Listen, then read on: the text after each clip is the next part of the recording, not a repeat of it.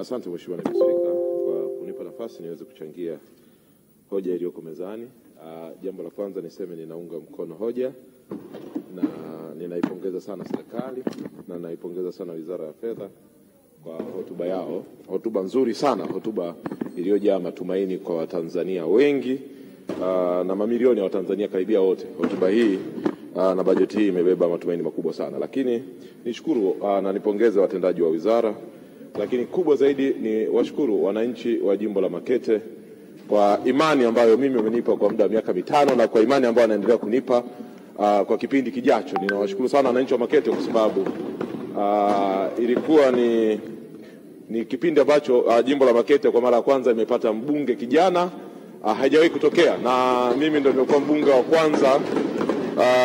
kwanza kijana kwenye lile jimbo, na niwahakikishie kwamba kazi nimeifanya na wao wanajivunia kwamba walituma mwakilishi kweli kweli ndani ya bunge hili, na kwa jimbo la Makete walishafanya uchaguzi miaka 3 iliyopita, na wanaamini kabisa kwamba mbunge wao ni mimi na nitaendelea kuwa mbunge wa jimbo la Makete kwa sababu nimetosha kweli kweli kwenye jimbo la Makete, kwa maana ndani ya bunge na nje ya bunge nimekuwa nikiwakilisha vizuri, na niwahakikishie wananchi wa Makete kwamba sitawaangusha na nitaendelea kuwapa ushirikiano kwa kiwango kikubwa sana. Lakini Mheshimiwa Naibu Spika, nichukue nafasi hii kumpongeza Mheshimiwa Rais. Niliingia kwenye bunge hili tukiwa na begi kubwa sana lililobeba changamoto za wananchi wa Makete, lakini leo ninasimama hapa nikiwa ninachangia ndani ya miaka 5 leo tukiwa tunafunga bunge letu, kwa maana wachangiaji kwa miaka 5 mimi kama nikiwa nachangia. Ninaipongeza sana serikali kwa kazi ambayo imefanya jimbo la Makete. Mheshimiwa Mwenyekiti, niliingia kwenye bunge hili wakati jimbo la Makete lina vituo 3 vya afya. Leo ninasimama hapa kama mbunge wa jimbo la Makete nikijivunia kwamba Dr. Samia Suluhu Hassan amejenga vituo 7 vipya ndani ya jimbo la Makete, kitu ambacho hakijawahi kutokea. Wamepita wabunge wengi lakini walikuwa na vituo 3 vya afya. Leo ndani ya miaka 4 na 5 ya serikali ya Chama cha Mapinduzi tumejenga vituo vipya 7 vya afya, ni kitu ambacho hakijawahi kutokea, na katika vituo hivi hakuna mchango wa mwananchi, hata shilingi 10 imejengwa na serikali ya Chama cha Mapinduzi. Lakini vile vile nishukuru kwamba katika kipindi ambacho naingia hapa tulikuwa na zahanati chache, lakini ndani ya miaka 4-5 hii ya serikali tumejenga zahanati takriban 15 mpya ndani ya jimbo la Makete. Kwa hiyo kama mbunge najivunia kwamba serikali imefanya kazi kubwa ndani ya jimbo la Makete. Achana na umeme ambapo vijiji vyote vimeenda. Lakini kwa ripoti ya Ruwasa, ukienda kwenye sekta ya maji, ripoti ya Ruwasa ambayo imetoka, jimbo la Makete tunaongoza kwa upatikanaji wa maji kwenye taifa letu. Wakati ninaingia tulikuwa na 62% na leo tuna 98% upatikanaji wa maji kwa wananchi wa Makete. Kwa hiyo mimi kama mbunge kwa kweli najivunia na najisifia. Nenda kwenye sekta ya elimu, nenda kwenye sekta ya maji, nenda kwenye sekta ya kilimo, tumefanya kazi kubwa sana ndani ya jimbo hili. Na ndio maana ninasema wananchi wa Makete walishafanya uchaguzi wa mbunge wao kwa miaka 3 iliyopita. Kwa hiyo tunachokifanya sasa hizi ni kuhakikisha kwamba tunafuata taratibu tu za kawaida ndani ya chama na serikali kuhakikisha sana mbunge wa jimbo la Makete narejea kwenye nafasi yangu ya kuelekea kuwatumikia wananchi wa Makete. Mheshimiwa Naibu Spika, nimpongeze sana Mheshimiwa Rais, na Watanzania wafahamu sisi kinachozungumza kwenye taifa hili ni takwimu. Hatuzungumzi maneno. Kinachozungumza ni takwimu. Tunachokizungumza ni kwamba taifa hili la Tanzania, Mheshimiwa Naibu Spika, sisi kama taifa tumelijenga sisi wenyewe. Hamna mtu aliyetujengea Tanzania. Barabara, afya, kila sekta inayozungumza ni elimu. Tumeijenga kwa nguvu zetu, tumejenga kwa kodi zetu.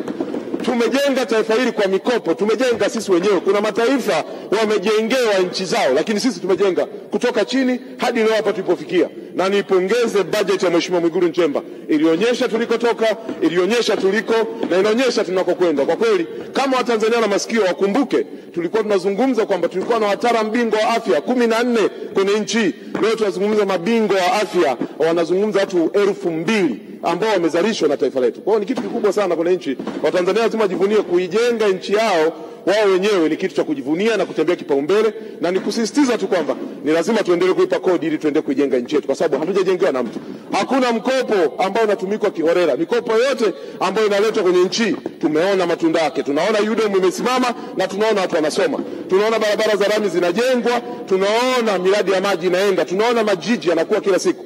Hatujajengewa na mtu, tumejenga sisi wenyewe kwa nguvu yetu kama nchi, na lazima tukipaumbele, lazima tujivunie serikali yetu, hususan Chama cha Mapinduzi ambacho kinaiongoza serikali hii.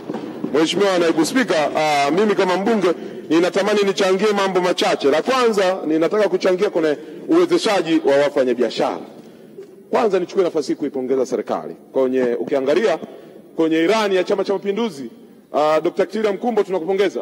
Maandalizi ya Irani hii, ukurasa namba 65 mnazungumza uwezeshaji wa vijana na watu kwenye sekta ya uchumi. Ninakupongeza sana kwamba mmeona kwamba kuna nia, na sisi kama wabunge ni lazima tulizungumza hili, Mheshimiwa Naibu Spika, kwamba tumeshaanza kuona nia thabiti ya serikali kuwezesha wafanyabiashara kwenye nchi wadogo wadogo. Mheshimiwa Naibu Spika, kwenye mazingira ya uwezeshaji wa wafanyabiashara kuna mambo mengi yamefanyika. Katika hotuba ya Mheshimiwa Waziri, ukiosoma kwenye aya namba 168 umesema marekebisho ya utoaji wa leseni za biashara.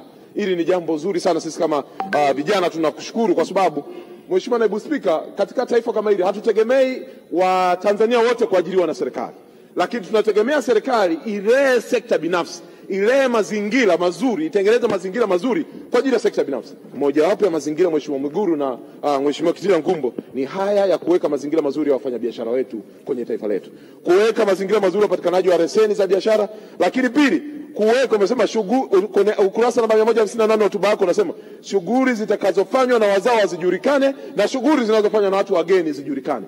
Kimekuwa ni kilio kikubwa sana cha wafanyabiashara pale Kariakoo kwamba tumekuwa tukiingiliwa na watu wa kutoka mataifa mengine wanafanya biashara ndogo ambazo zilikuwa zinafanywa na Watanzania. Hasa kwa hiki ambacho mmekisemea kwenye hotuba hii, ni dhahiri na ni wazi kwamba serikali imekusudia kupambana na hiyo sekta, kuhakikisha wafanyabiashara wetu wanakuwa na mazingira salama. Tunahitaji mwekezaji akija awe na uwekezaji wenye tija ambao Tanzania haupatikani, lakini sio kazi za Watanzania ambazo tumekuwa zikifanya. Tunakupongeza sana Mheshimiwa Waziri kwa mazingira haya ambayo umeyafanya, lakini pia nikupongeze kwa sababu mmesema juzi kwenye BOT mmezindua mfumo. Kulikuwa na kilio na azimio la bunge lilipita hapa kuhusu mikopo chechefu ambayo imekuwa ikiwaumiza wa Tanzania. Nichukue nafasi hii kumpongeza Totuba, kumpongeza gavana BOT Totuba, lakini pamoja na wewe waziri, kwa sababu wewe ndio yuko ndani ulichukua mawazo haya. Mmeanzisha mfumo wa kidijitali unaosema sema na benki kuu. Ninakupongeza sana.